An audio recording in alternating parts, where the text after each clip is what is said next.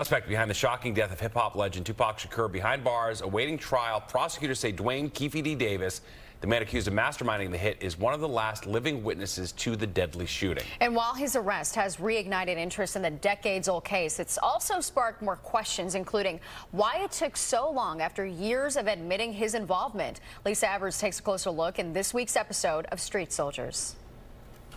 We're finally seeing significant developments in the investigation into the murder of Tupac Shakur. But now there are growing questions about just how strong a case authorities really have. However it unfolds, we can be sure of one thing: the public and millions of Tupac fans around the world will be following every move. The trial of Duane Keffe D Davis has been set for June 3rd, 2024 in Las Vegas. The former gang leader is facing a murder charge for allegedly supplying the gun to the shooter who fired at and killed Tupac.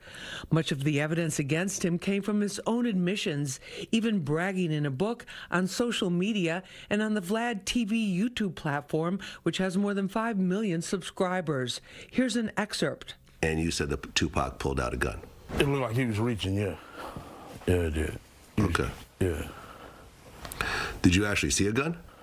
No, once he got the reaching, I got the ducking. DJ Vlad admits he paid Davis an appearance fee and says Las Vegas officials contacted him, but he did not supply any video or information. The intention was never to put anybody in jail or to cooperate with the police, which I'm not doing, but I think that it was the biggest single piece in terms of media in the entire story. Prosecutors will need more than Davis's own words to convince a jury of his guilt, says criminal defense attorney Dante Mills.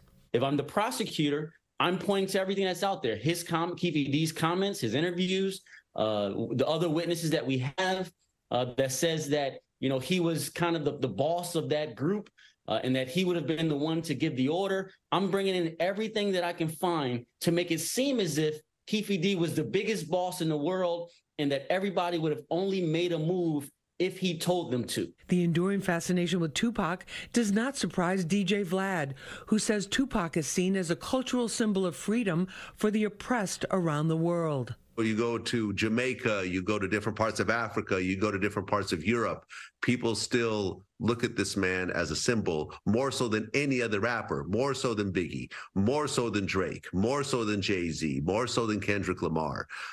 Your favorite rapper still pales in comparison to the impact that Tupac has made 27 years after his death. Tupac's murder has been an open wound in the hip-hop community and has affected many people personally, says Chuck Creekmer, CEO of allhiphop.com.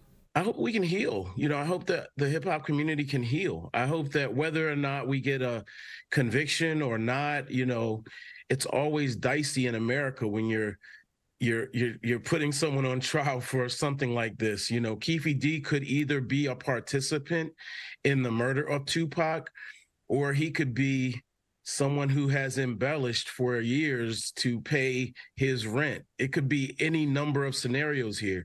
We go in depth on this case and its cultural impact on the next episode of Street Soldiers. I hope you'll join us Friday night right after the 10 o'clock news. I'm Lisa Evers, Fox 5 News.